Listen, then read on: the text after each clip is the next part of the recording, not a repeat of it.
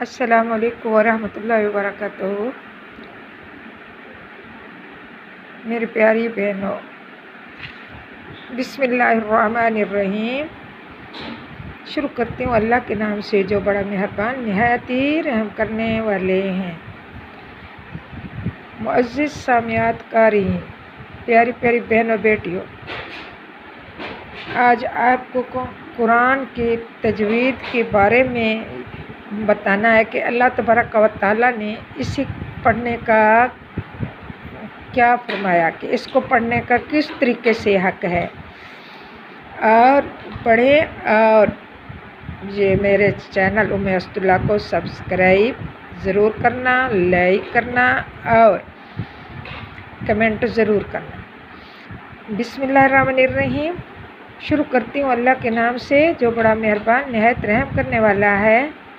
الذین آتیناہم الکتاب یتلونہ حق تلاوتہ،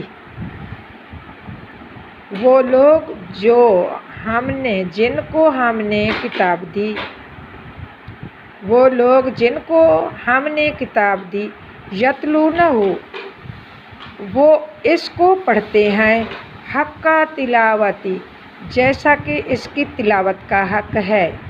اولئک یؤمنون بہ، یہ وہ لوگ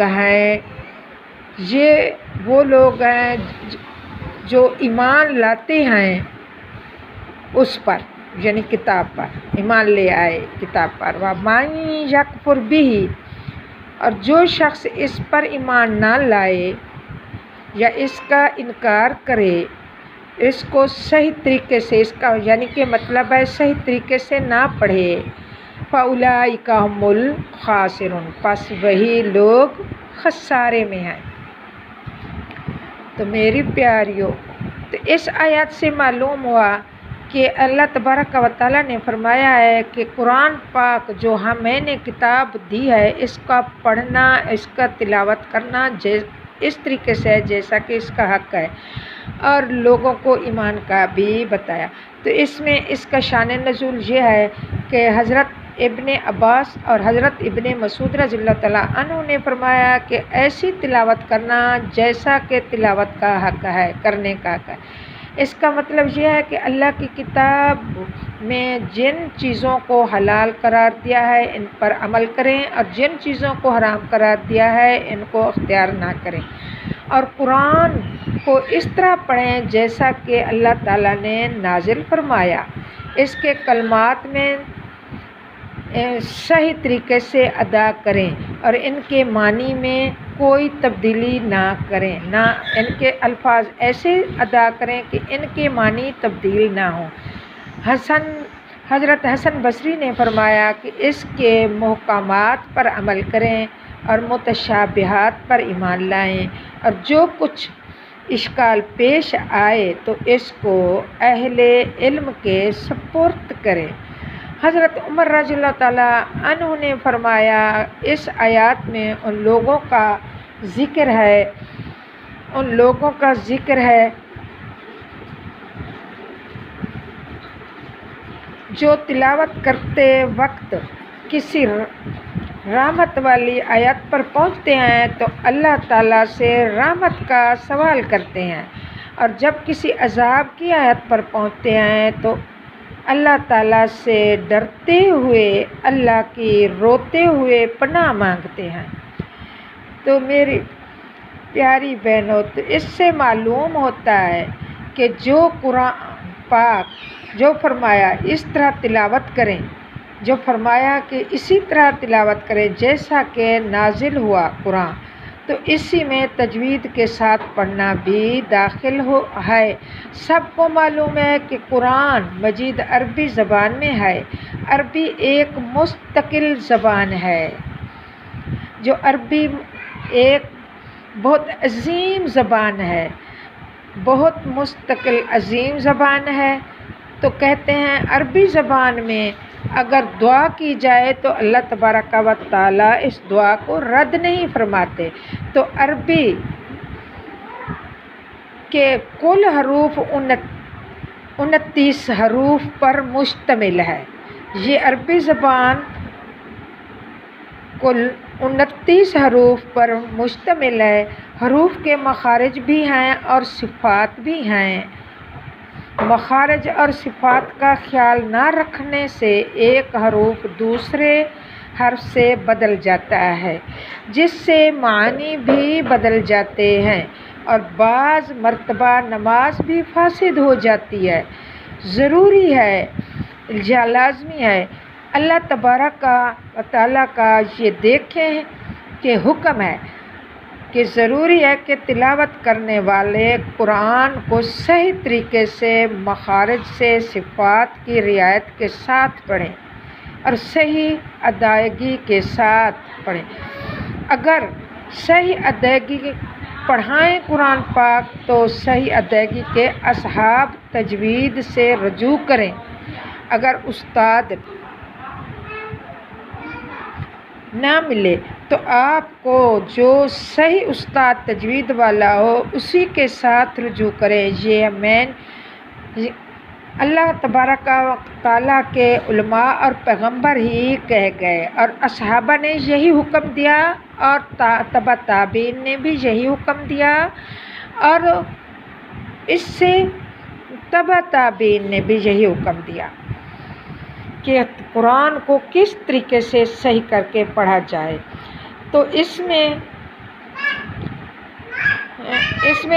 فرمایا إِلَّا أَخَذَ بِالتَّجْوِيدِ حَتَمَ الْعَزْمَ مَنْ لَمْ يَجِدْ قُرْآنَ أَصْمًا۔ علم تجوید کا حاصل کرنا ضروری ہے ولا بدی ہے۔ جو شخص قرآن پاک کو تجوید کے ساتھ نہیں پڑھتا وہ گناہ گار ہے۔ تو دیکھیں یہ قرآن پاک میں لکھا ہوا ہے کہ صحابہ نے بھی ایسے فرمایا کہ جو شخص قرآن پاک کو تجوید کے ساتھ نہیں پڑھتا وہ گناہ گار ہے، گناہ کا مرتکب ہے۔ پھر فرمایا اولئک یؤمنون بہ کہ جو لوگ اللہ کی کتاب کی ایسی تلاوت کرتے ہیں جیسا کہ تلاوت کرنے کا حق ہے تو یہ لوگ اسی پر ہیں، ایمان لاتے ہیں، یہی لوگ ایمان والے ہیں۔ معلوم ہوا ایمان کا تقاضا یہی ہے کہ ایمان کا تقاضا بھی تجوید کے ساتھ ہے۔ تو اس سے معلوم ہوتا ہے کہ ایمان کا تقاضا تجوید کے ساتھ ہے۔ تو جس کو تجوید کے ساتھ پڑھنا نہیں آتا تو معلوم ہوا اس کے ایمان میں بھی خلل ہو جاتا ہے، کیونکہ روزمرہ کا قرآن پاک پڑھیں تو لفظ مخارج سے تبدیل ہو جاتے ہیں۔ جب تبدیل ہو جاتے ہیں لفظ مخارج سے تو معنی بھی تبدیل ہو جاتے ہیں۔ معنی تبدیل ہو جاتے ہیں تو انسان گناہ کا مرتکب ہو جاتا ہے تو گناہ ملتا ہے، تو قرآن کا صحیح حق ادا نہیں ہوتا، تلاوت کا صحیح حق ادا نہیں ہوتا۔ تو میری پیاری بہنوں، آج کل اردو پڑھتے ہیں تو قرآن پاک تو خود بخود اردو پڑھنے والے کو بھی سمجھ میں آ جاتا ہے، لیکن تجوید کا خیال اور لحاظ نہیں رہتا اور زبر زیر کا اور مخارج کا خیال نہیں رہتا۔